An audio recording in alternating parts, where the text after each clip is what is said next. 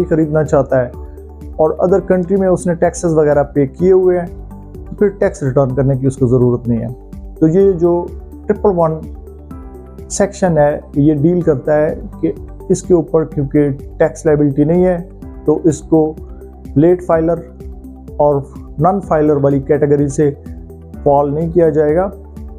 इसको active tax payer ही treat किया जाएगा और इसके ऊपर जो स्लैब्स हैं वो भी एक्टिव टैक्स पेयर वाली लगेंगी।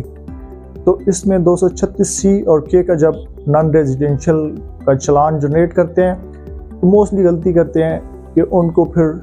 नॉन फाइलर या जिसको आप ये कहते हैं नॉन एक्टिव टैक्स पेयर, तो उसमें फॉल कर देते हैं और उससे होता ये है कि 12% जो है उनको टैक्स लग जाता है। लाइक 1 करोड़ की प्रॉपर्टी है तो इसके ऊपर 12% का आप अंदाज़ा लगा लें और एक एक्टिव टैक्स